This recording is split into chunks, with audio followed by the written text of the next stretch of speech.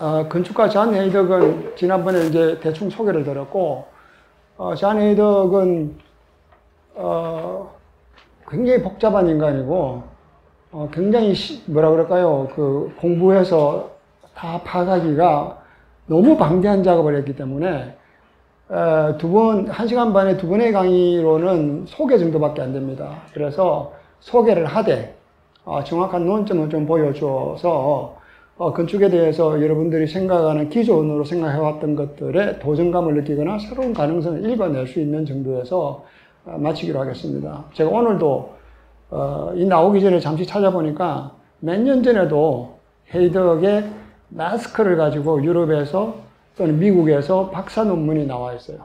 불과 몇 년 전에 계속 그러니까 나오고 있는 상황이라서 이게 뭐 그냥 금방 전체를 알기 쉽게 딱 전해드리는 것은 거의 불가능에 가깝습니다. 그래서 오늘은 프로젝트를 중심으로 하는데, 오늘 이제 중요시 여겨서 말씀드릴 거는, 헤이덕은, 그 이전 시대와 그 헤이덕 이후 시대를 나누자면 전무후무하게, 헤이덕의 말로는 건축에서 진정한 프로그램이라고, 영어는 authentic 프로그램이라고 되어 있고, 혹은 new 프로그램이라고도 이제 쓰기도 하는데, 건축이라고 하는 것을 어떻게 새로 할 것인가, 레디컬하게 새로 할 것인가에 굉장히 고민이 많았습니다.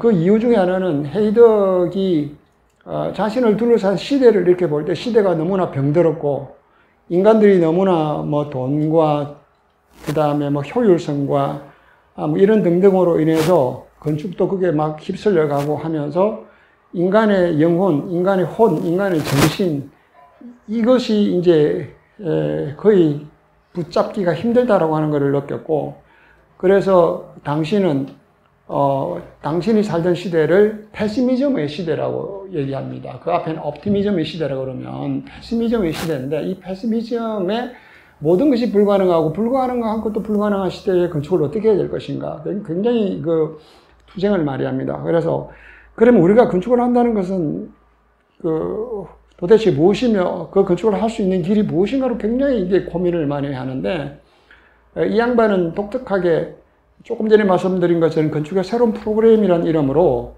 클라이언트가 없이, 그러니까 우리 건축가라 그러면 클라이언트가 집을 하나 지어달라, 뭐를 해달라 이렇게 의뢰를 해야 되잖아요.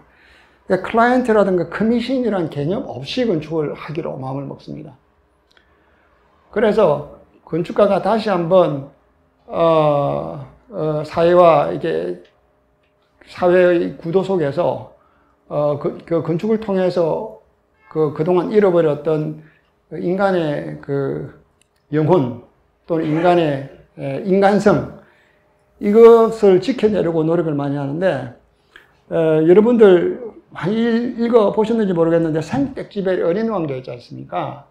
그것처럼 이 사람은 구원의 길이 우리 안에 있는 어린아이로 돌아가는, 어린아이로 회복하고, 어른들은 이미 때가 묻었고 돈이며 뭐 이런 권력이며 기능이며 뭐 자본이며 효율이며 이런 것에 이미 되돌이킬 없을 정도로 멀리 와서 이제 안 된다고 생각하고, 낭만과 꿈과 동화와 상상과 이런 것들을 복원해내려고 노력합니다.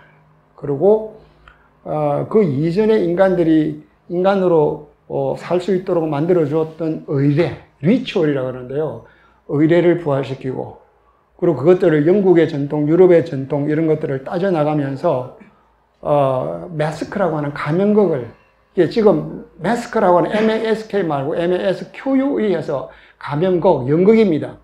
연극을, 그러니까 퍼포먼스를 건축에 도입시켜서 이야기와 퍼포먼스와 상징과 엠블럼을 통해서 종합적으로 잃어버렸던 그 과거에서 기억을 재구성해서 다시 오늘에 구성하고 그것들을 미래로 던져주고자 하는, 헤이덕 이보기의 건축은 과거를 오늘의 시각으로 붙잡는 행위라고 보시면 됩니다.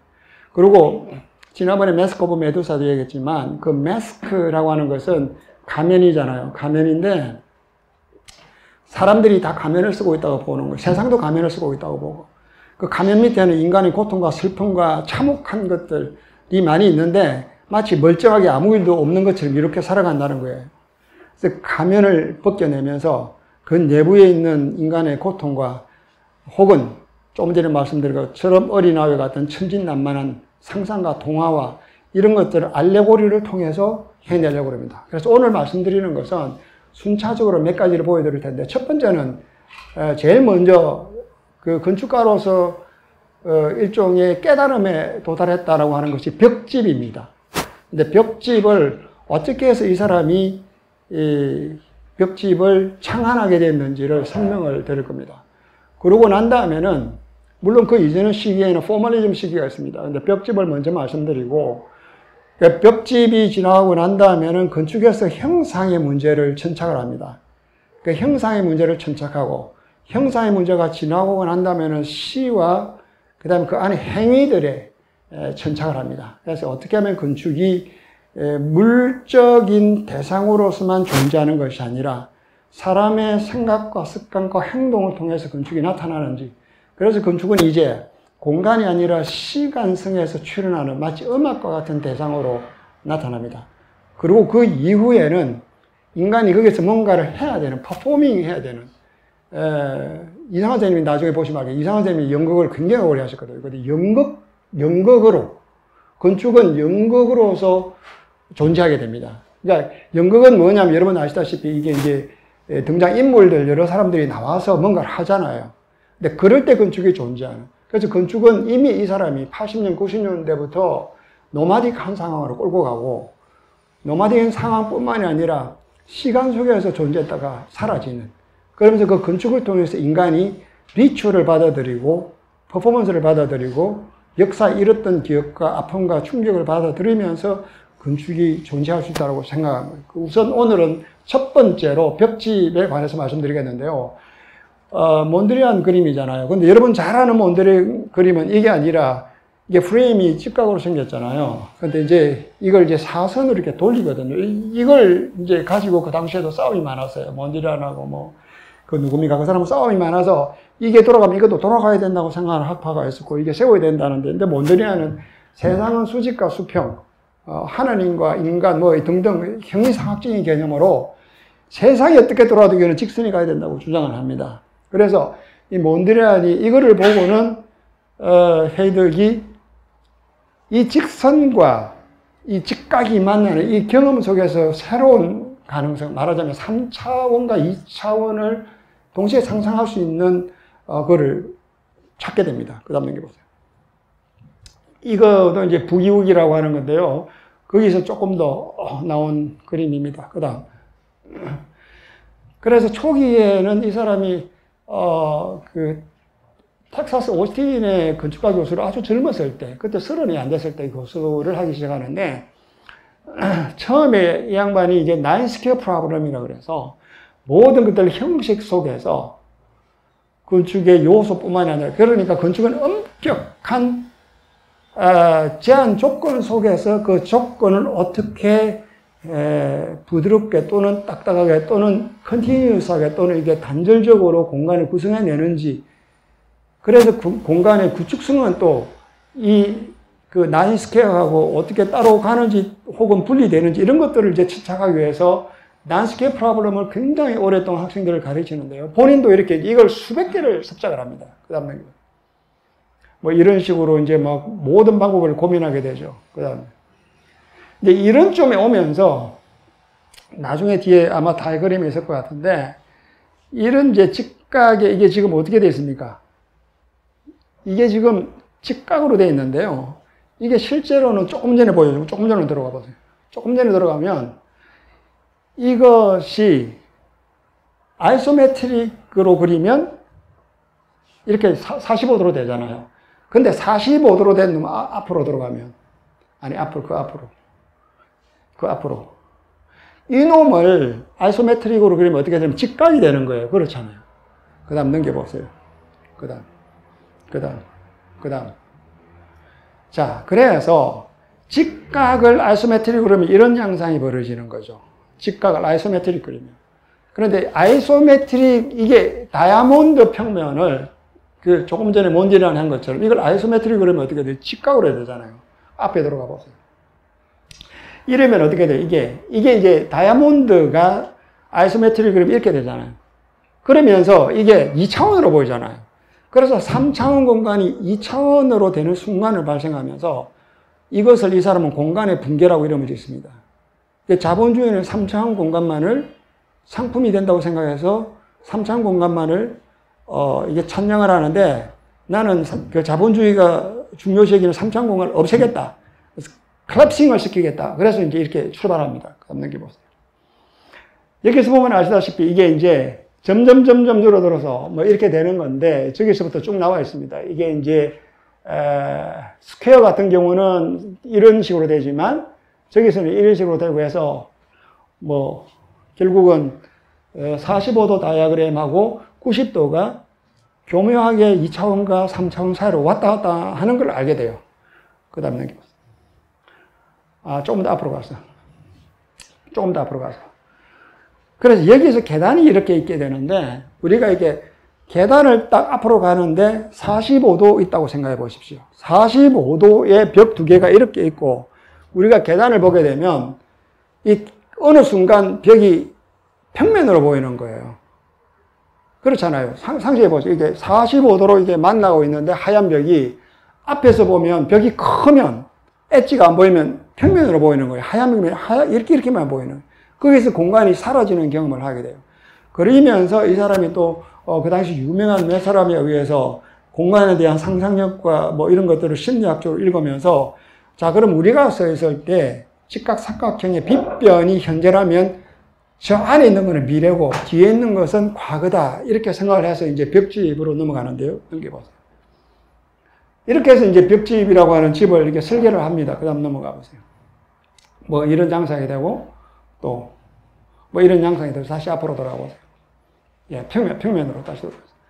이렇게 볼 때, 이 사람은 이제 여기가 리빙 스페이스니까 말 그대로 리빙이라고 하니까 뭐 현재 진행형 또는 미래가 되잖아요. 살게 될 집, 여기서 계단으로 올라가서 벽을 지나서 이렇게 들어가죠. 그래서 항상 사람이 공간에 들어가거나 놓을 때는 벽을 순식간에 지나가는데, 이걸 이제 시간적으로 과거와 현재와 미래, 이런 이제 시적 상상력을 가지고 벽집을 만듭니다. 그래서 항상 저 뒤에는 보이지 않는 벽에 의해서 곧 통과해야만 보이는데, 보이는 순간 이미 또 여기에서 보는 순간 이게 유리가 돼서 보이지가 않아요.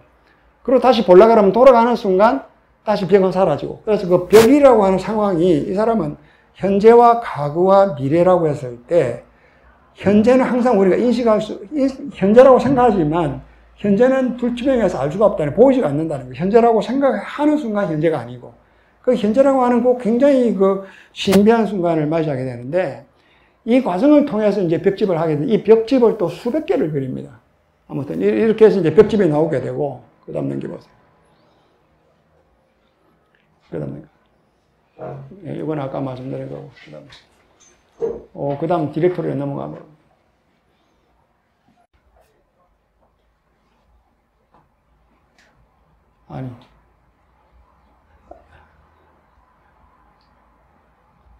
그 다음 그림. 그 형상에 천착을 하는데, 모더니즘이 추상으로 빠져서 자기도 나인스퀘어 프로블럼에서 추상으로 있다가, 이게 뭔가 더 얘기할 수 있는 시적 이거리가 있는데, 이것들을, 우리가 뭔가를 놓쳤다는 생각 때문에 이제 하게 되는데, 이게, 1968년 소련이 체코슬로바키아를 침공했을 때, 그 다음 해에 대학생이 분신자살을 하게 됩니다. 분신자살하고, 그 분신자살하는 어머니도 또 뭐, 이게 뭐, 자식이 죽는 거를 보면서, 충격을 받아 죽고, 이렇게, 이걸 이제 헤이덕의 가장 친한 친구인 데이비 사피로가 시를 쓴 건데, 그 시를 보면서 알게 되고, 그걸 이제 건축으로 옮기는, 이게 이제 자살자의 어머니의 집이고, 그 다음 넘겨보세요. 이거는 금방 자살자의 집입니다. 작품의 제목이. 이 두 개는 제가 조지아 타이드에 있을 때 거기서 만들었습니다. 만들었는데 이걸 다시 체코의 정권이 바뀌면서 대통령이 철구조물로 체코 왕궁에 만들어서 갖다 뒀는데, 이거는 지금 어디 휘트니 미술관에 가 있을 겁니다. 그 다음 앞으로 다시 가보세요. 앞으로. 이 그림이 세잔너의 목매달아 죽은 사람의 집입니다. 근데 여기 이게, 물론 헤이덕이 세잔너부터 해서 그 이후에, 피카소부터 해서 입체파 넘어가는 그림까지 한 1960년 이전까지 미술사에 굉장히 공부를 많이 했는데 당연히 이 그림을 알고 있었죠. 그래서 여기 보면 이런 나뭇가지들이 집을 파고드는데 이 이미지하고도 이게 서로 연결되고, 그 다음 넘겨보세요. 네, 이게 이제 자살자의 집이고 자살자의 엄마의 집인데 이 자살자의 집으로부터 4m 엄마 집이 떨어져서 자살자 안에서만 자살자의 엄마의 집을 볼 수 있는 창이 하나가 있습니다. 여기는 지금 휘트니 미술관에 제대로 전시가 안 됐는데 그 창을 통해서만 엄마를 볼 수 있어요. 그리고 이미 자식은 죽어서 이게 실제 체코에서는 새까만 칠판으로 되어 있는데 그 불에 타서 죽은 모습을 이제 여기서 본다는 것은 내가 자식이 돼서 우리가 안에 들어갈 수 있어요. 들어가서 이렇게 보면 엄마를 딱 볼 수 있어요. 엄마가 어떻게 그 고통을 자식이 보고 있고, 자식은 또, 엄마는 자식이 불타 죽는 걸 어떻게 보고 있는지, 이런 것들을 이제, 아까 말씀드렸듯이 추상으로부터 형상으로 넘어와서 건축을 이야기화시키기 시작합니다. 그 다음 디렉터.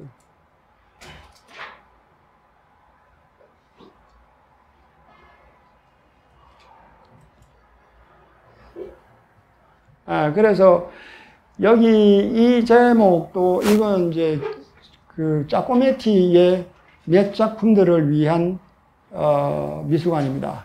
근데 여러분 알다시피 짜코메티는 이게 짜코메티 그림 아시잖아요. 걸어가는 남자들 해서 굉장히 텍스처가 강하면서 길게 늘어져 있고 이렇게 써 있는데 이 짜코메티가 그 걸어가는 남자들을 만들게 된 연유는 짜코메티가 연하의 여자가 있었는데, 여자 애인이 있었는데, 아주 어린 여자인데, 이 여자하고 이제 만나서 헤어질 때, 여자가 멀리 가는데, 굉장히 먼데도 불구하고, 그 여자가 마치 앞에 있는 것처럼 느껴지는 거예요. 그러니까 굉장히 멀리 있는 여자인데도 굉장히 앞에 있는 여자처럼 또렷이 보인다는 것이 너무 놀라워서 이 지각이 도대체 무엇인가를 고민하다가, 이걸 만들기 위해서 자꾸메티가 그 조각을 뭐 수십 번, 수백 번, 몇 년을 이렇게 그 이미지를 만들어 보려고 하다가 실패해서 마침내 만들게 된 게 이제 멀리 있으니까 사람은 작아야 되는데 그런데 앞에 있어야 되니까 길고 길어야 되면서 또 멀어야 되고 먼 것과 가까운 것을 동시에 느끼면서 멀리 있으면 텍스처가 안 보이는데 가까이 있으면 텍스처가 보이니까 또 텍스처 몇 가지 그럴 때는 이렇게 걷잖아요. 이렇게 걸을 수는 없는데 그러니까 현실과 비현실 그 두 개를 어떻게 조각 속에 만들어내는지에 대해서 굉장히 고민해서 만들어내게 됐는데 이 짜코메티를 위한 미술관이 이제 헤드 이렇게 그리는 거죠. 그 다음 넘겨보세요. 이게 이제 평면도입니다. 여기에 하나가 있고, 여기에 긴 게 있고, 저기에 크로스가 하나가 있고, 그 다음. 이게 인면도고, 그 다음에. 여기에 보면 이제, 짜코메티, 길게 된 생각의 제작자요. The thinnest of time, 시간을 길게 당긴 자여. We praise your night phantom and the apparition. apparition? 잘 안 보이는데. 아무튼 그렇게 해서 그 짜코메티의 그 공간감을 건축으로 어떻게 번역해내는지. 그래서 조금 전에 말씀드린 것처럼 이제 앞에는 건축의 그 피규어에 관심이 있었다면 이것들이 이제 다시 그 공간성을 통해서 이것을 담아보려고 노력하는 단계로 오는데요. 그 다음 넘겨보세요. 그 다음 디렉토리.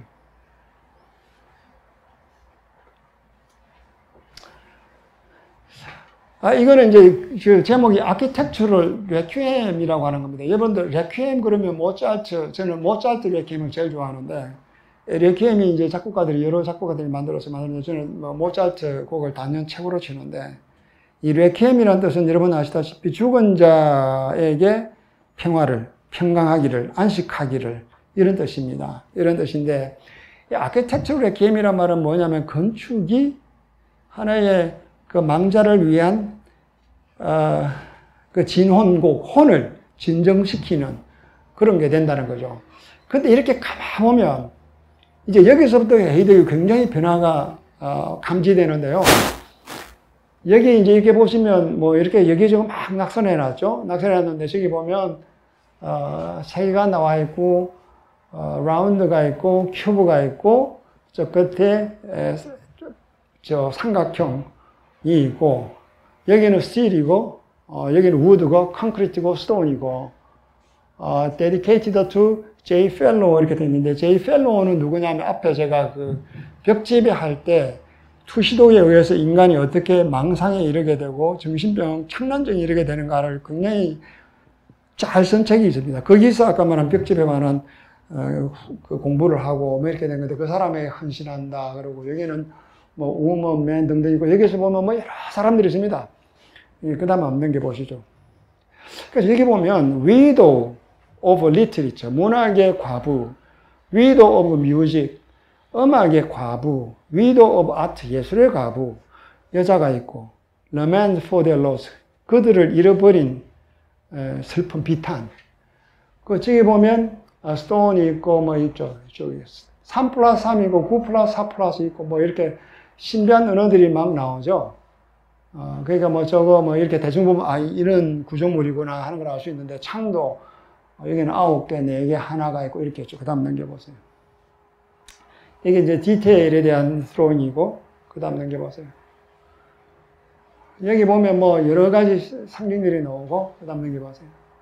여기 보면 여기 나와서 플로베르의 호스톤, 하디, 프로스트의 멜빌 뭐 이렇게 나오잖아요. 그 밑에 제노비아 뭐 이렇게 등등 나오는데, 그 앞에 9, 4, 1에는 뭐 9는 보면 이제 다 남자 소설 작가고, 그 밑에 있는 4개는 여자, 남자 소설가에 등장하는 여자 주인공 중에서도 여자 주인공이 굉장히 사회에 반항을 해서 그러니까 자유로운 주체가 되기로 결정해서 사회와 적대를 하게 되고 결국은 죽게 되는 그 여자 주인공들 이름입니다.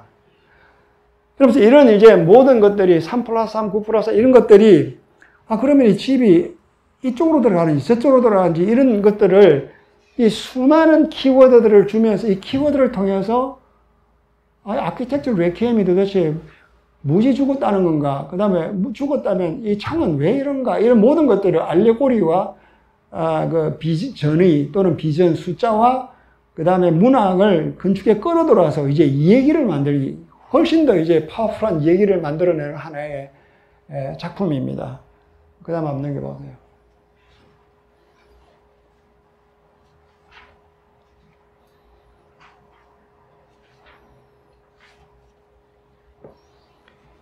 요거는 제목이 나와 있지만 건축의 죽음을 위한 세미트리, 네크로폴리스, 세미트리는 우리나라 말로는 공동묘지 뭐 이런 거죠. 공동묘지인데 그 죽음도 죽음이 아니라 죽음들 이렇게 돼, death 이렇게 되어 있습니다. 요게 지금 인면도입니다. 인면도고, 그 다음 한번 넘겨보세요. 요거도 정면도, 그 다음 넘겨보세요. 이게 이제 평면도. 여기에 이제 여기에 나타나는 거죠. 그 다음 넘겨보세요. 그 다음 넘겨보세요. 이렇게 하면서 이제 이 사람이 만든 모든 것들이 나중에 연극을 하기 위한 하나의 캐릭터가 됩니다. 캐릭터가 돼서 그 캐릭터를 어떻게 구성하고 어떤 그 내러티브를 주고, 그래서 사람들이 어떻게 위추를 수행하게끔 스크립트를 주면서 그 스크립트를 퍼포먼스 하는 상황에 건축이 존재하게 되는, 이제 완전히 물리적인 공간으로부터 건축을 이게 시간성으로 보내버리는데요. 그 다음 넘겨보세요. 뭐 이건 인면이고요. 그 다음 디렉터로 한번 넘어가 보시면. 요것도 아까 전에 그 아키텍처 레퀴엠처럼 이 작품에 어떻게 그 건축이라고 하는 게 물리적으로 존재하는 것이 아니라 시간과 삶과 인간이 함께 이게 얽힘으로써 건축이 존재하는지를 보여주는 작품이라서 제가 설명드리기 위해서 이렇게 나와 있는데요. 뭐 이렇게 뭐 복잡한 거를 다 뭐 읽어보시도 되지만, 우선 제가 간략히 설명하면서 길게 나와 있는 쪽이 양쪽에 동그랗게 있는 쪽에 원형 계단이고요. 그 다음에 그 사이에 철판이 있고, 요거는 큰 사각 공간이죠. 그리고 요거는 사람이 죽었을 때 시체를 집어넣으면 이제 타잖아요. 타는 걸 뭐라고 그러지? 그 공간이고, 여기는 채플이 있고, 뭐 이렇게 이제 프로그램이 하나의 독립된 존재로 그 꼬체가 있습니다. 그 다음 한번 넘겨보세요. 여기 보면 이제 뭐 흥미로운 게 많습니다. 예를 들어서, 영어에서 정무라라고 하는 것은, 이태리 말로는 나뚜라 모르타. 그러니까 죽은 자연이란 뜻이고, 영어로는 정지된 생명. 정무라는 정지된 생명인데, 우리나라가 정물이라고 하는 건 잘 모르겠어요. 왜 그렇게 번역하게 됐는지. 그 삶이 정지되어 있다라고 하는 거예요. 이탈리 말로는 자연이 죽었다. 두 개 다 이게 약간 뜻이 다릅니다. 다른데, 여기에서 이제 헤이덕은 건축과 미술의 관계를 어떻게 생각하느냐 하면, 미술은 처음에 자연을 보고, 그 다음 캔버스로 와서, 캔버스에 있는 선과 물감과 이런 추상을 통해서 다시 구체성을 만들어내는 작업이라면, 건축은 처음부터 추상으로 출발해서 그 추상이 구체성으로 갔다가 건물이 완공되고 건축이 끝났을 때 성공적인 또는 뛰어난 훌륭한 또는 천재적인 great works는 그 건물이 마지막에 추상으로 존재한다라고 하는 거예요. 그림과 반대로. 그 얘기는 뭐냐면 건물이 주어졌을 때 이게 마치 건물이 아닌 것처럼, 그러니까 추상처럼 물리적으로 존재하지 않은 것처럼 존재해야 위대한 작품이다라고 하는. 그건 지난번에 제가 그 위대한 작가에 관한 얘기를 하면서 그 위대한 작품의 특징은 평온한 바다에 상어 지느러미가 이렇게 보이다가 갑자기 지느러미가 바닷속으로 들어가고 그 순간 느껴오는 그 무서움, 그것이 존재할 때 위대한 작품이라고 그랬듯이, 어떤 우리가 살아있는 건물, 우리가 사람이 숨을 쉬고 이렇게 사는 건물인데도 이것이 가장 낯설거나 가장 추상화되어서 비현실 속으로, 이게 비현실의 공간으로 넘어가는 순간, 그 순간이 건축은 위대하다라고 생각하는 겁니다. 그리고 지난주에도 설명했지만 이 건축이 지금 시대에는, 그러니까 낙관주의의 시대, 뭐 빛과 꼬르부지에 때처럼 빛이 좋고 뭐 통풍이 좋고 거주성이 좋고 이런 건축이 이제 더 이상 불가능하고, 인간의 슬픔과 죽음과 이런 것들을 통해서만 비로소 인간은 인간다워지고 건축은 건축다워진다고 믿어서 이제 이걸 통해서 많이 하는데요. 뭐 여기 등등 브라크의 그림도 나오고 뭐 여러 등등이 많이 나오는데, 이 양반은 조금 전에 말씀드린 것처럼 인간이 만든 모든 건물뿐만이 아니라 모든 것들은 거기에 우리가 세상을 바라보는 눈과 인간에 관한 깊은 통찰이 있어야 된다고 생각하는 거죠. 제가 오늘 오기 전에 영화를 봤는데 중국 영화인데요. 심플 라이프라고 하는 영화인데, 이름 아까 뭐라고 그랬죠, 주인공이? 유덕화하고 나이 많은 여자 배우 나오는 영화인데요. 이제 이 여자가 어릴 때 가난한 집에 태어나서 식모를 60년간 하게 돼요. 유독화 밑에 식모를 하게 돼요. 유독화를 키우고 점점 늙어가서 죽게 되는 그 과정을 아주 그냥 아무 사건 없이, 드라마 없이 이렇게 쭉 펼쳐져 보이는 것 같아요. 거기서 나오는 대사 중에 뭐 이런 말이 있습니다. 인생의 감미로운 경험은 모두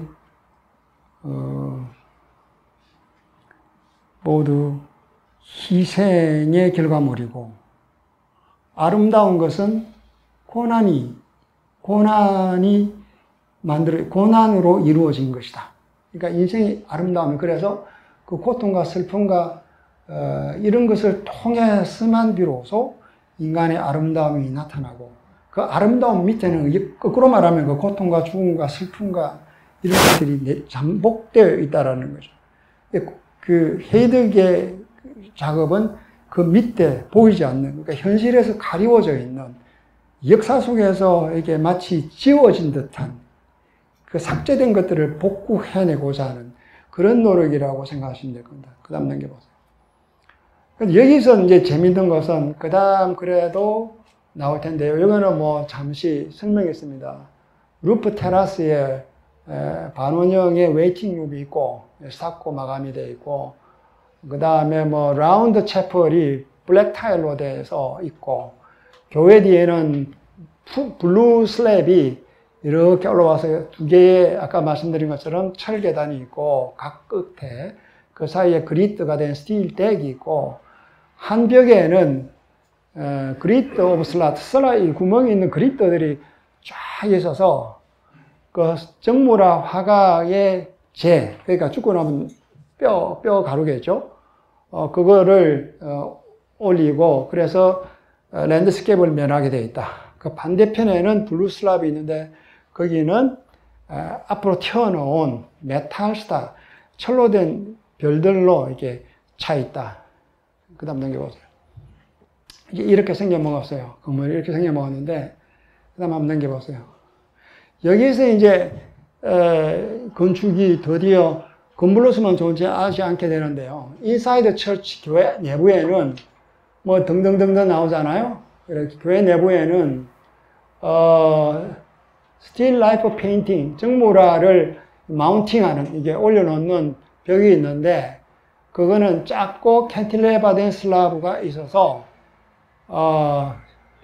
그 정무라 화가들의 그 패밀리들에 의해서 그 배열이 구성된다. 이렇게 슬라브가 나와서 여기에 정물에 나오는 뭐 사과면 사과 뭐 이런 것들을 여기에 이렇게 해놓게 된다는 거예요. 그 다음에 after the organic element, 사과나 뭐 배나 이런 등등이 decay, 썩고 난 다음에 3차원의 정물 어레인지먼트, 실제 이게 정물의 어레인지먼트가 치우고, 그리고 정물화 그림, 그 화가가 그린 정물화 그림이 벽에 캔틸레버된 위에 걸린다.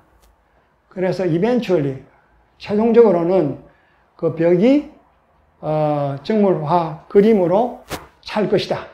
이것이 꽉 차면, 그 다음에 또 다른 월이 와서 이거를 채워서 마침내 이 공간이 솔리드하게 꽉 채워질 때 이 건물이 끝난다. 라고 하는 거예요. 그러니까 이 건물은 어떻게 프로그래밍 돼서 어떻게 돼야만 이렇게 된다라고 하는 거예요. 건물을 짓고 끝나는 것이 아니라 어떤 절차를 밟으면서 생명을 느끼고 이게 썩는 것을 보면서 썩는 것이 삶이 중지해 있는 상황을 느끼고 이런 것들을 다룰 때 비로소 이제 건축이 이렇게 성립되는 거죠. 그래서 이제 여기서부터 알레고리와 아까 말씀드린 건축의 템포럴리티, 시간 속에서만 존재하지 공간 속에 존재한다고 보는 건 아니에요. 그 다음에 넘겨보세요. 그 다음 넘겨보세요. 이건 아까 말씀드린 이제 이렇게 생겼어요. 그 다음 넘겨보세요. 이게 이제 마지막 그림이고 그 다음 다시 다른 디렉터로 한번 가봅시다. 마스크가 첫 번째 마스크는 사실은 여기가 아니라 여기 이제 중요한 그 헤이덕의 후반의 작업은 벌린 마스크라든지 하노버 뭐 이런 데서 많이 나타나는데요. 그 중에 하나를 차지하는 것. 이게 이제 작품 제목은 The Collapse of Time입니다. 아까 말씀드린 그 벽집에서 공간을 붕괴시키려고 했다면 여기서는 시간을 붕괴시키려고 이제 시도를 합니다. 그래서 이 건물은, 이 구조물은 AA 그 교수들이 학생하고 덤비 들어서 이제 만든 겁니다. 몇 년에 걸쳐서 이제 의논하고 해서 만든 건데, 이렇게 생겨서 밑에 이렇게 바퀴가 달렸잖아요. 그래서 나중에 보시면 알지만 이 모든 것들이 이제 연극을 하는 하나의 캐릭터가 됩니다. 넘겨보세요. 요게 이제 시큐리티라고 하는 구조물인데요. 시큐리티라고 하는, 그러니까 이 사람이 나중에는 이제 어떻게 하냐면 여기에 주차가 있고 객차가 있으면 시큐리티라는 사람이 있으면 시큐리티가 사는 집이 있고 뭐 이렇게 다 주차와 객차가 이게 캐릭터에 의해서 이게 서로 맞물려서 그 오브젝트에 의해서 오브젝트가 마치 주체가 된 것처럼 해석이 되고 그것들을 어떻게 배열하면서 주어진 바에 따라서 이것들이 펼쳐집니다. 퍼포먼스가 이루어져서 그럴 때 건축이 하나의 상황 속에서 출현한다고 보는 거죠. 우선 이 그림을 보면 구성이 이렇게 되어 있습니다. 이게 이제 조금 전에 말한 시계탑이고, 이게 시큐리티고, 이게 트롤리가 있는 박스가 있고, 저게 있는데요. 그 다음 넘겨보세요. 이제 이렇게 갖다 놔놓고, 이제 쭉 나옵니다. 이걸 어떻게 해야 된다, 연극을. 이제 남자가 저기 올라가 있어야 돼요. 올라가 있고, 이게 시계가 1부터 이제 13까지 12는 없어요. 이렇게 있는데, 요걸 엘리베이션 타임이라고 부릅니다. 건축에서 엘리베이션 하면 이게 인면이잖아요. 시간이 우리 앞에, 정면으로 우리 앞에 이렇게 나타났을 때, 시간을 우리가 왜곡 없이 바로 봤을 때, 이 남자를 보게 하고, 그 다음에, 이게 이제 45도 다이애거널 타임이라고 부르는데요. 다이애거널 타임 내려가면 저것도 이제 도로로 내려와서 사람을 딱 중간에 보게끔 이렇게 이제 만들고, 물론 이제 이 사람은 그 마을에 지원하는 남자, 여자가 아니라 남자를 하게끔 합니다. 이제 이렇게 해서 다이애거널 타임을 내려가는 순간에 보게 만들고, 그 다음에 요게 이제 퍼스펙티브 타임이라서 무한 속의 소실점으로 시간이 무한 속에서 빠져나갈 때 남자 똑같은 시각으로 이렇게 보게 만들고, 그 다음에 여기는 없는데 아까 그 앞에 한번 넘어간 게 보세요. 그 앞에. 여기에 안에 이제 여자가 반드시 들어가게 되어 있습니다. 물론 그 마을에서 지원한 여자가 안에 들어가서, 저기 들어가서 지난번에 제가 읽어드린 그 아담과 이브의 시가 있었죠. 이브가 아담 안에 들어있어서 이브의 메스가 아담의 뭐가 되고, 그 다음에 이렇게 했었는데, 이브가 빠져나가면서 이게 무너져서 남자가 죽기 전에 죽음이 rushed in 해서 남자가 죽지 않고 콜랩스 되지 않고 살고 여자가 빠져나가고, 그래서 여자가 남자 속에 있어야 되는데 여자가 빠져나가면서 이게 죽음이 들어오고, 죽음과 여자와 남자의 문제를 다룬 시가 있었잖아요. 기억나시죠? 그 시를 여기서 이제 여자가 낭독을 하는 거예요. 낭독을 하는데 24시간을 낭독을 해야 된다고 되어 있어요. 그러니까 이게 이제 24시간에 의해서 진행되는데, 24시간을 낭독하면 어떤 일이 벌어지느냐 하면, 마치 우리 독점을 두드리듯이 시가 이게 라인이 안 되잖아요. 다 외우게 되는 거죠. 그렇게 계속 반복하면서 독점처럼 이제 소리가 똑같은 소리 울려 퍼지는 가운데 이렇게 하게 되고, 그 다음에 여기 보세요. 이렇게 이제 다 끝나게 되면 남자가 아까 있는 그 여자에게 자기 의자를 빼서 여자를 손을 잡고 내려오라고 이렇게 내려오게 하고, 그 다음에 여자가 내려가서 자기가 본 책들을 여기에 못을 이렇게 박아 놓고, 그 다음에 이렇게 해서 이제 이 구조물을, 이게 여자가 앉아 있는데 안에 들어가서 시를 읽는 구조물인데, 이걸 이제 동네 사람들이 그 다음 마을로 이렇게 끌고 다른 곳을 옮겨야 되고, 그 마을에서 싫다 그러면 뭐 상관없이 지나가는, 그 다음에 뭐 이것도 이제 이게 끌고 이렇게 가는 거죠. 그 다음에 이렇게 이제 이걸 시계 구조물도 이렇게 끌고 가는데, 그래서 이제 소위 말하면 프람톤이니 안토니 비들러니 뭐 알렌 스타인이라든지 유명한 건축 크리틱들이 다 이제 그 잔 헤이덕을 이렇게 건축을 설명하는 것들이 있는데, 안토니 비들러는 베가본드 아키텍처라는 이름으로 어떻게 하면 건축이 노마딕하면서 그 이전에 있었던 건축과 이게 픽스드 된 건축이 아니라 그냥 공간화된 건축이 아니라 이런 것들에 자본가의 문제를 크리틱하면서 그 노마딕한 건축으로 옮겨갔는지를 안토니 비들러가 쓴 글이고, 뭐 프람톤은 또 다른 방식, 이제 모든 그 소위 말하면 그 크리틱들이 헤이덕 건축을 이제 해명하려고 막 늘어가는데요. 여기는 그 중에 하나가 이렇게 헤이덕 모든 건물은 고정되어 있지 않다는 거. 헤이덕은 금방 말한 것처럼 건물로 끝나는 것이 아니라 여기에 어떤 상황이 개입해서 그 상황에 따라서 이게 이제 연극처럼 진행되는 과정 가운데 이것들이 리추얼이 반복되게끔 하고, 이 반복되게끔 하는 가운데 우리가 이 구조물과 인간과 삶과 이런 것들을 어떻게 받아들이는가에 따라서 건축이 사람마다 달라지고 사회마다 말마다 달라진다, 이렇게 보는 거죠. 이 벌린 마스크라고 하는데요. 이 벌린 마스크는 이 이제 캐릭터들을 64개인가 67개인가를 이렇게 이제 베를린에 이렇게 캐릭터를 풀어요. 푸는데 여기 일일이 이름들이 다 있어요. 이름들이 다 있고, 이렇게 보면 이제 여기 나타난 게 저기 나타나고, 뭐 여기도 있잖아요. 여기도 있고, 뭐 여기도 보면 자세히 보면 아까 말한 시큐리티도 있고, 뭐 그리고 저걸 만들게 된 것도 이제 다 따져서 이제 만들어요. 이 사람이 왜 이렇게 생겨 먹어야 되고, 이거는 사람이 왜 이렇게 뭐 해야 되고, 그 다음에 이것은 그 이전에 사이트에 어떤 그 역사가 있고 이런 걸 하는데, 베를린에 보면 여기 이제 그 게슈타포하고 거기 이제 고문하는 그런 장소들이 있어요. 그런 것들을 다 역사적으로 사이트에 찾아내고, 이런 것들을 이제 발굴을 해내면서 역사 속에 있는 이미지와 기억들을 형상과 연극을 통해서 건축으로 이게 전개시켜 주는 건데, 그 다음 넘겨보세요. 뭐 이런 구조물들이 다 이름이 있어요. 그 다음 넘기시고. 요게 이제 그 배치도인데요. 이것도 이제 이 양반은 그 아까 말한 그 일종의 스크립트 같은 게 있어서 제일 처음에는 이 울타리를 짓고, 두 번째는 이거를 짓고, 그 다음 시계탑을 짓고, 뭐 이렇게 있는데, 나무가 있는 땅인데요.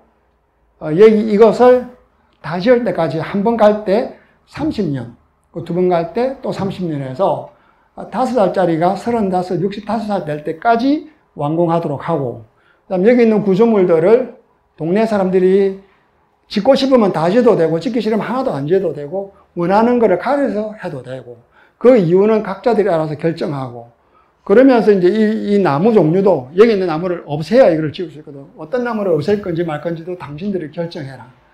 여기 그래서 이제 벌린 마스크 같은 경우가 앞에 있는 것처럼 좀 더 드라마틱한 그 캐릭터들을 선별해내면서 그 사람들로 하여금, 그래서 처음부터 제가 말씀드린 것처럼 클라이언트나 커미션이 없이 내가 만든 무수한 캐릭터와 그 사이트에 있는 역사와 메모리를 읽어내고, 그것들을 여러 가지 이유로 문학적 서사를 기입시켜서 거기 사는 주민들이 그것들을 결정해서 만들어서 시간 속에 건축이 존재하게끔.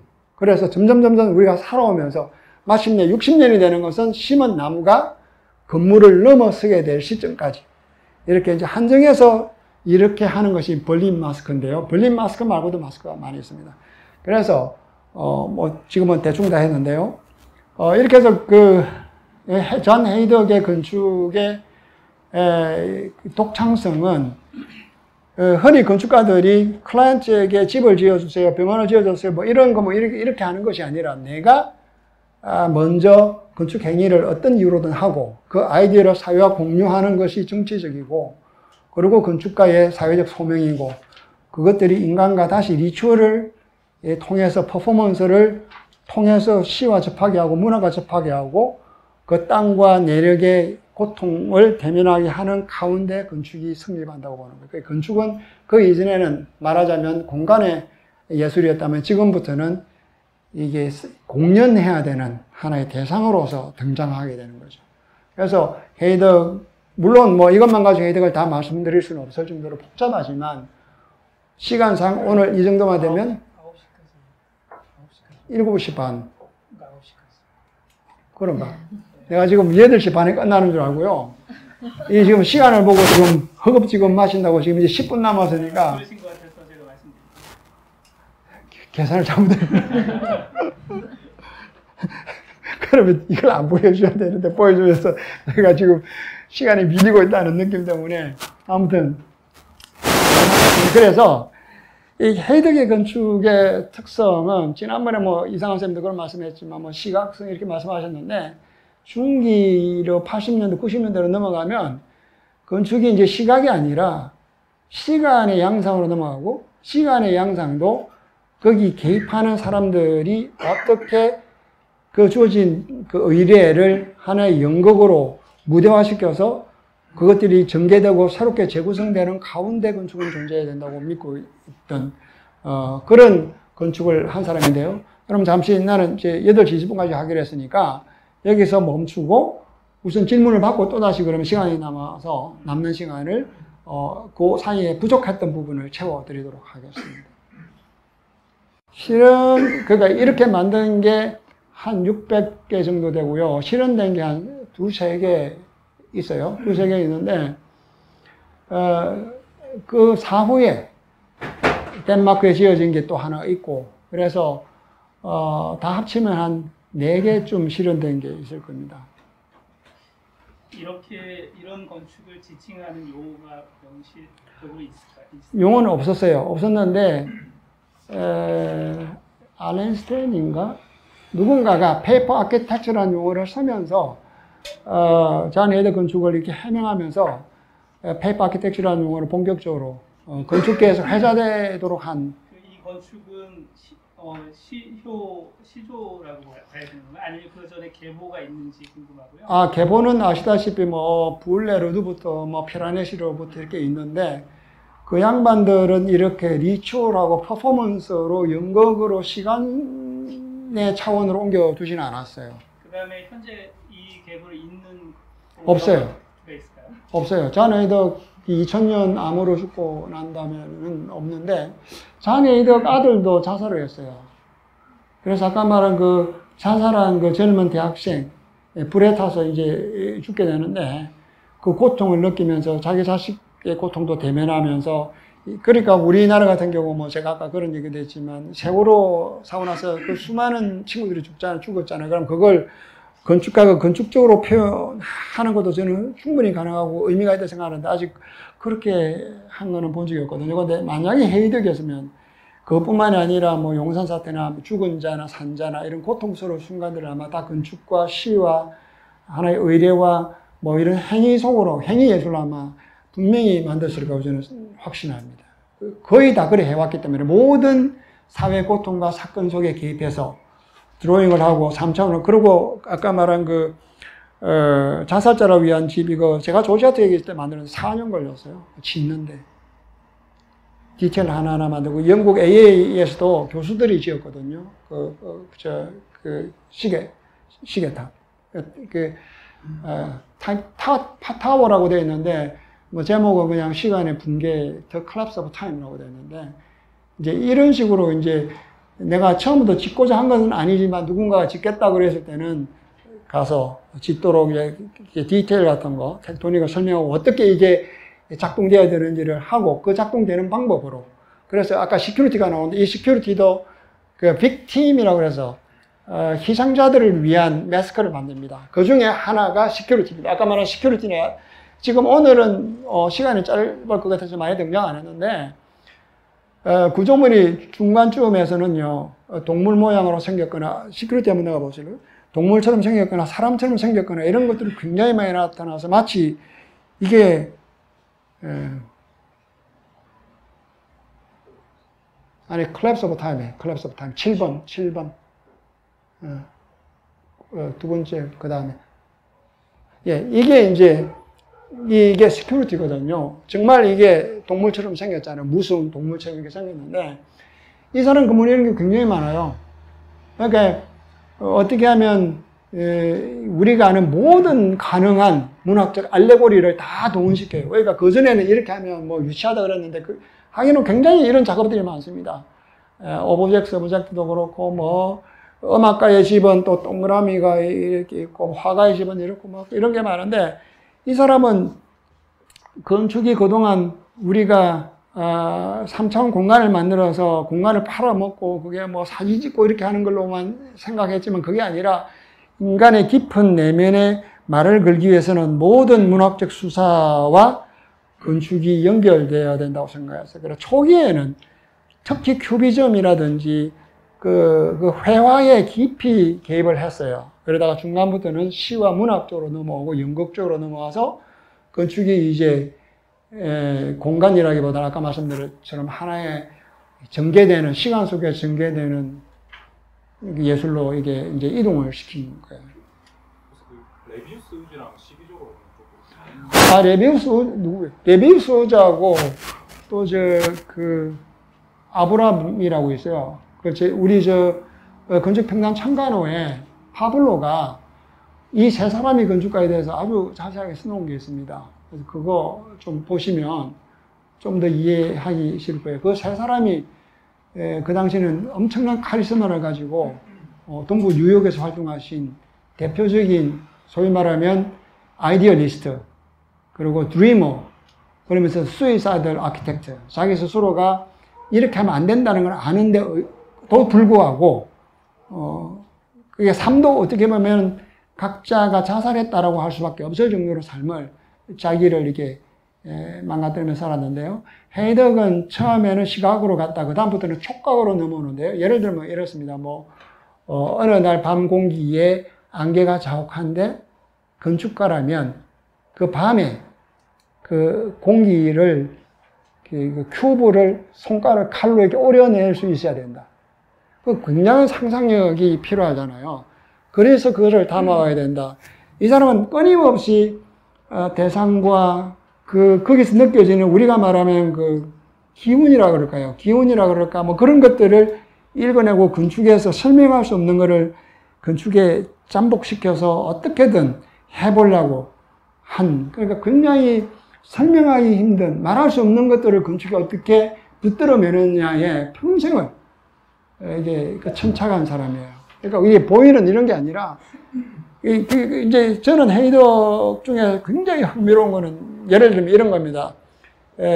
물론 누구도 그런 말은 안 썼지만 저는 그거를 굉장히 레디칼한 펑셔널리즘이라고 쓰는데요.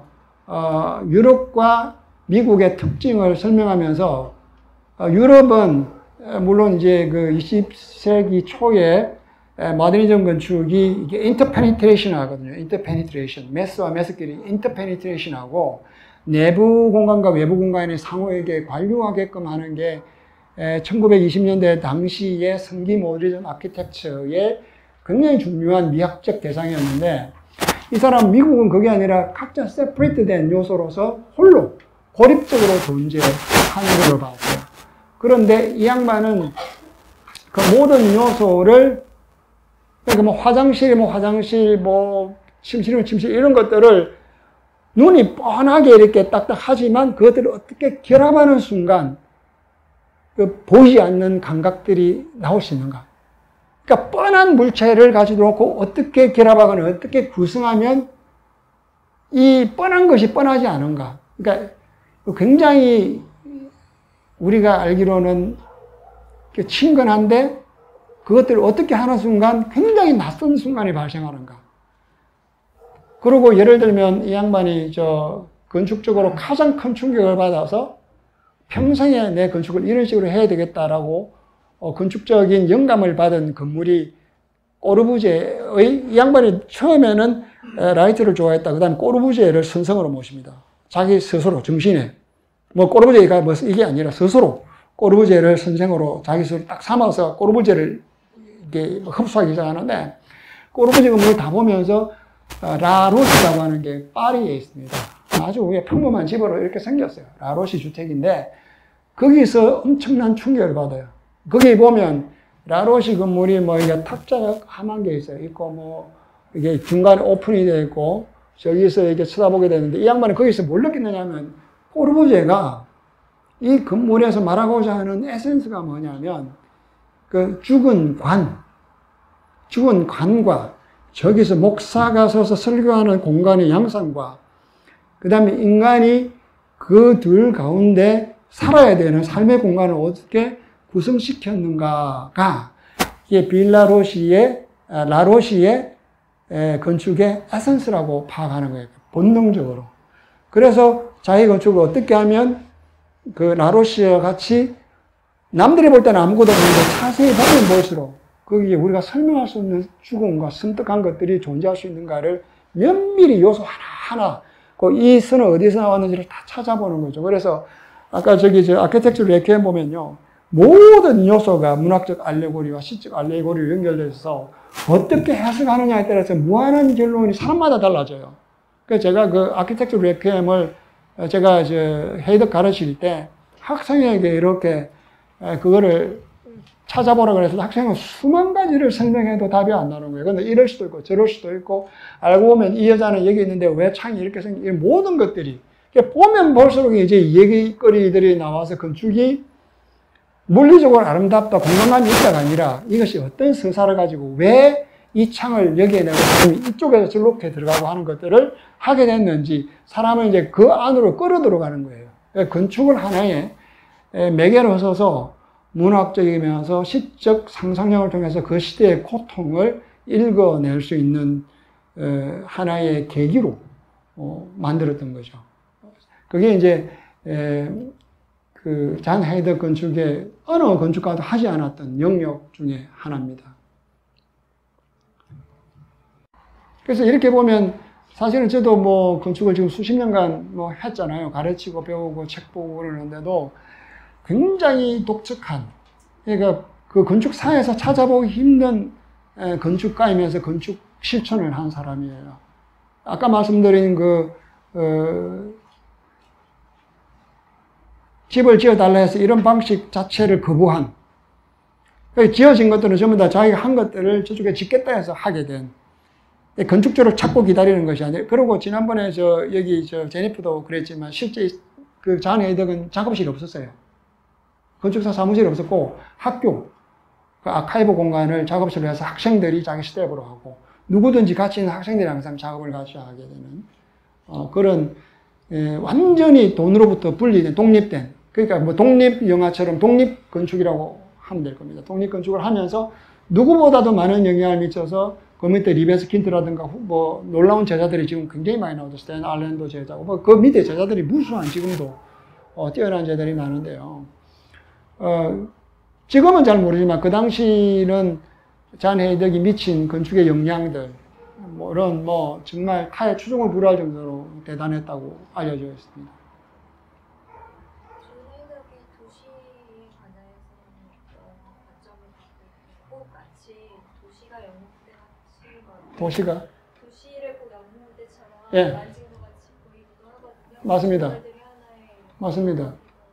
맞습니다. 그래서 이제 이 벌린 매스가 오맥되는 도시에 돼버려요. 제가 이제 잔 헤이덕의 어바니즘이라고 부르는데요. 그 어바니즘이 그 이전에 여러분 다 아시다시피 시암 매차회를 거치면서 시암 어바니즘이라는 게 나와요.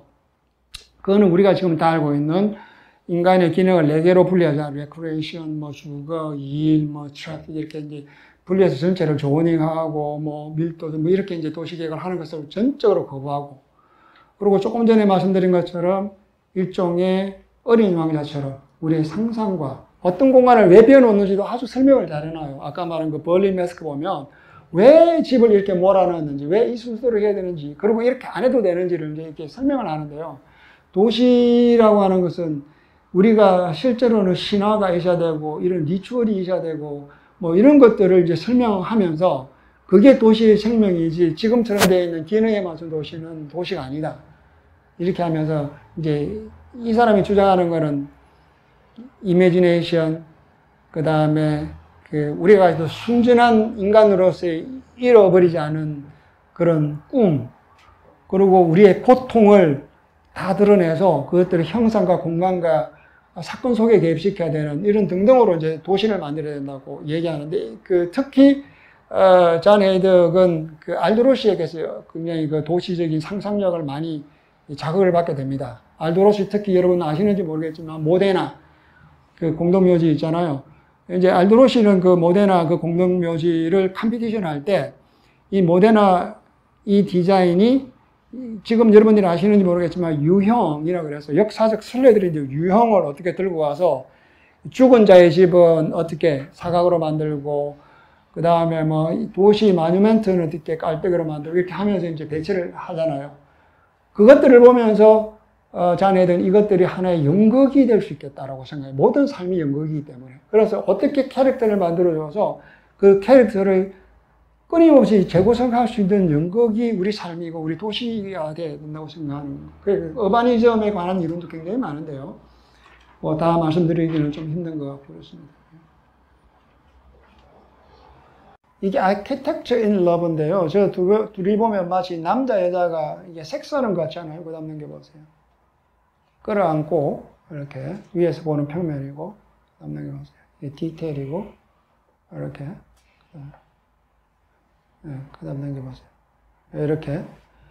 그러니까 이런 거는 사실 우리 선생님에게 하면 욕 듣잖아요. 그러니까 뭐 너무 직접적으로 뭐 있는 형상을 그렸다 이러는데, 이런 모든 타부가 왜 안 된단 말이야에 대해서 거부를 하면서 못할 게 없다고 생각하는 거예요. 그러니까 이런 식으로 아마 그 사랑의 뭐 이런 거를 학생이 디자인했다 그러면 선생님이 뭐라고 그러겠어요?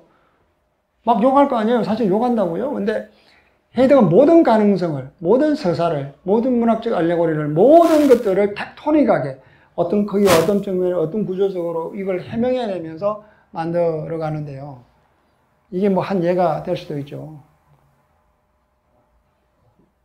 이거는 이제 카인과 아벨이라고 하는 제목인데요.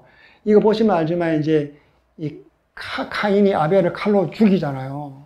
죽이는데 그거는 이제 뭐 동생이 이게 바친 것은 하나님 흠양하라고 내가 바친 뭐 제물은 흠양하지 않는다. 그래서 이제 칼로 죽이잖아요. 그러니까 이게 이제 칼로 맞은 자국 같은 거 있잖아요. 맞고 이게 카인과 아벨이라고 하는 건데 이렇게 직접적인 문학적 서사를 직접적으로 형상을 개입하는 시기들이 있었어요. 근데 이것뿐만 아니라 이제 굉장히 많은 그러니까 이제 조금 전에 설명한 그런 케이스들이 안에 굉장히 많아요. 아마도 아까 말했듯이 지금 이런 식으로 하면 이게 유치하다고 막 욕하잖아요. 근데 왜 유치하단 말이야 이렇게 생각하는 거예요.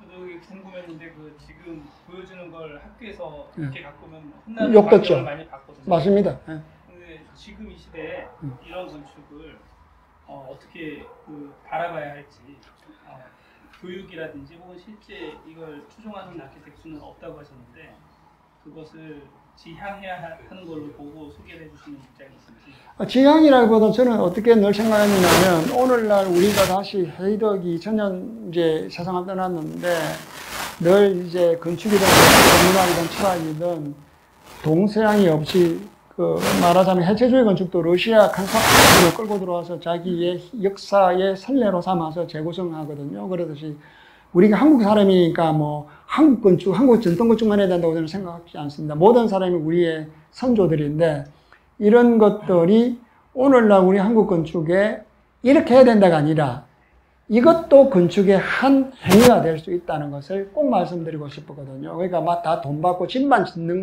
그것만 아니라 이것도 그러니까 뭐 테이블 위에 있는 또 다른 요리라고 생각하지 이 요리가 진짜 요리고 앞에 있는 건 아니야라고 이렇게 저는 말씀드리고 싶지는 않아요. 근데 이것도 건축에서 훌륭한 성과였으며 우리가 재구성하고 이어받고 우리나라에서 다시 다른 방법으로 건축 작업을 할 수 있는 새로운 건축의 길이다. 그래서 이 길을 갈 수 있는 사람이 이 길을 가기를 원한다. 이것은 뭐냐면 헤이덕이 가는 길은 굉장한 많은 이야기를 해주고 건축이 건물로서 존재하는 것이 아니라 인간의 고통과 삶과 시간 속에서 전개되는 양상에 따라서 건축이 나타나는 그러니까 건축이 고정되어 있는 것이 아니라 마치 언제든지 변하면서 그럴 때 잠시 출현했다 사라지는 그리고 건축은 돈을 받고 파는 것이 아니라 우리가 만들어서 세상에 필요할 때 내놓거나 세상이 이롭다 싶을 때 언제든지 공유하는 그런 주체자가 될 수 있다고 생각하는데 그래서 그 세월호를 건축가가 할 수 있다는 것은 세월호 프로젝트 기념관을 우리가 받았어야만 하는 게 아니라 우리가 얼마든지 할 수 있는 거거든요. 그래서 이 얘기를 만들고 인간의 고통을 드러내고 뭐 이런 등등. 그래서 헤이덕은 저는 굉장히 관심이 많고 이런 건축의 한 길이 있기를 저는 바라고 있습니다. 잔 헤이덕은 그 익스트림리하게 멀리 간 거죠.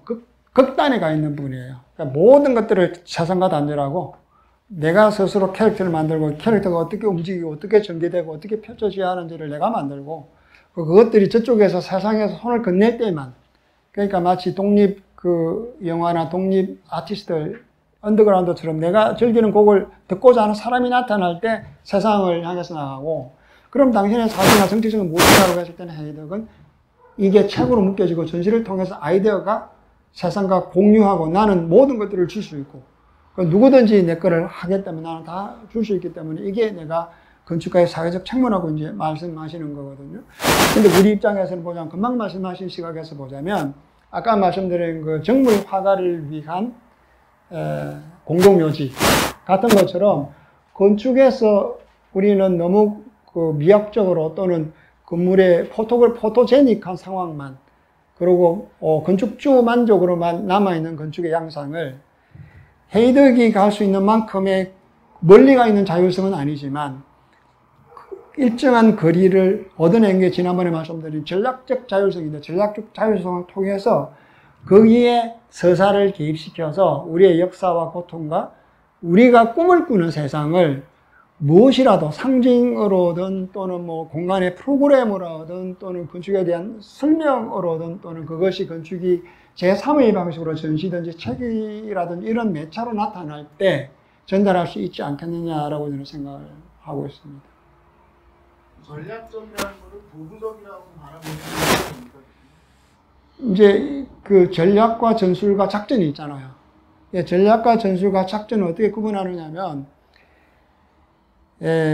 작전은 오퍼레이션인데 전술이 결정되면 이제 총 들고 저쪽으로 쏘는 놈이 작전이잖아요. 예, 전술은 이 쏘는 놈은 여기 있고, 이제 이걸 구성을 하는 사람이 전술이라면, 전략은 전쟁을 치는 것이 전쟁에 이기는 것인지, 전쟁에 항복하는 것이 전쟁을 끝내는데 좋은 것인지 전체를 놓고 생각하는 거잖아요. 그러니까 전략이라는 용어는 뭐냐면 이 총체성의 행위가 도대체 어떤 의미를 가지고 있느냐에 따라서 차별적인 의미를 벌리거나 줄이거나 하자는 의미에서 전략이지, 인스트루멘탈하다는 그런 도구적 의미에서는 아니라고 저는 생각하죠.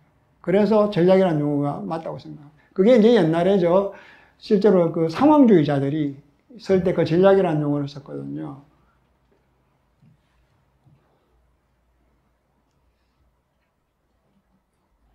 그래서 제가 오늘 여러분들에게 정말 이제 짧은 시간이지만 헤이더가 소개한 정말의 목적이라고 그러면, 오늘 우리 건축이 와 있는 지나치게 제가 이게 오프닝 강의 때지만 목전에 있는 것에만 천착하고 당장 있는 과업에만 해결하려고 하고, 그 과업을 성실히 잘한 사람이 건축가로 이렇게 하고 뭐 이런 것보다는 정말 인간의 내면을 좀 더 이게 실험하고, 사회 문제를 건축의 영역이 정말 돈을 받아서 짓는 영역에서만 하지 않는다면, 다른 영역에서 할 수 있다면 할 수 있는 일들이 굉장히 많고, 건축이 좀 더 건물보다는 시공을 초월해서 자유롭게 사람과 말을 건네고, 그것들이 다시 거꾸로 말하자면 처음부터가 아니라 그 이후에 건물로 주어질 수도 있겠다.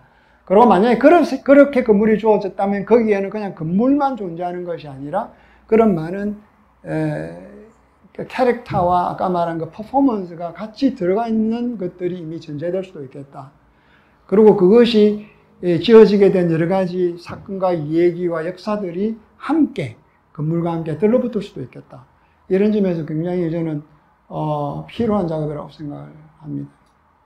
그래서 그런 문제를 제가 여러분들에게 좀 말씀드리고 싶었어요. 그러니까 돈을 받고 얼마나 이게 휘어서 이게 자아리더처럼 이런 유선형 공문을 짓느냐 안 짓느냐 이런 문제보다 더 근본적으로 건축가가 할 수 있는, 건축이 사회적으로 할 수 있는, 건축이 선제적으로 할 수 있는, 건축이 어떤 언어를, 어떤 철학을, 어떤 재료를 통해서 사실 보면 굉장히 많거든요. 예를 들어서 이제 집을 지었을 때 앞에 이런 게 있습니다. 뉴 잉글랜드라고 하는 집이 있는데, 거기는 이제 헤이덕이 뉴 잉글랜드 집을 보고 매스크라는 작업을 시작하게 되는데, 뉴 잉글랜드 하우스에 가면, 그 뉴 잉글랜드 그 미국 그 동부 지방에 가면 그 당시에는 남편이 다 이제 배 타고 이제 가는 거예요.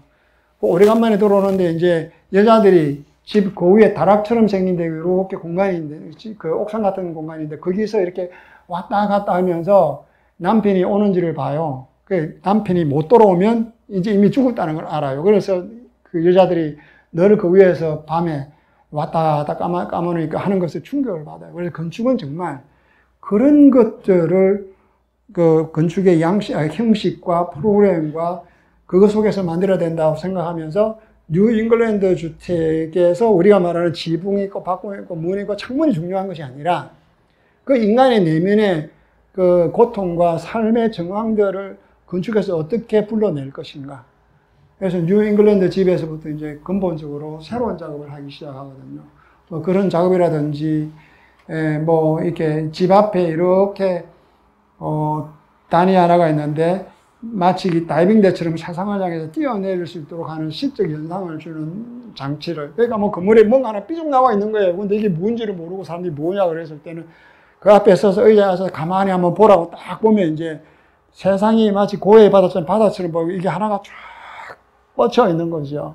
그럼 세상에 다이빙 보드처럼 이런 상상력을 하게 되는, 그러니까 물건 이상의 뭔가를 내면에 그 말을 건네고자 하는 그런 이제 것으로 점점 이제 아까는 형상으로부터 공간으로부터 그 다음에 시나리오로부터 이렇게 이제 전개되어 나가거든요. 그래서 사실은 우리 건축에는 그런 부분들이 너무 없어서 실제 상상력도 없고 뭐 그 이상도 없고 그래서 이런 쪽도 많이 좀 했으면 좋겠다.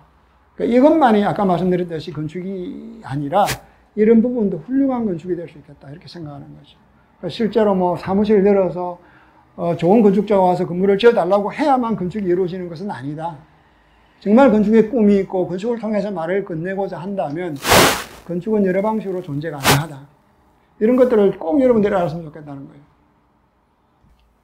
이제 마지막으로 꼭 말씀드릴 것은 건축가는 자신을 둘러싼 시대 또는 사회를 이렇게 면밀히 보고 그 사회가 아픈 사회인지 건강한 사회인지 좋은 사회인지 나쁜 사회인지 썩은 사회인지 건강한 사회인지를 읽으면서 그 문제를 나는 어떻게 그 건축가로서 받아들이고 그것들을 표현해야 될 것인가.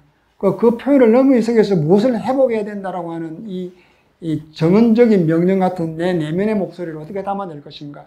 그러니까 대부분 보면요, 굉장히 이렇게 하는 이유도 있어요. 아까 제가 말씀드린 것처럼 생텍쥐베리의 어린이로 돌아가는 거예요. 어른들은 이렇게 못해요. 근데 어린이는 이렇게 하거든요.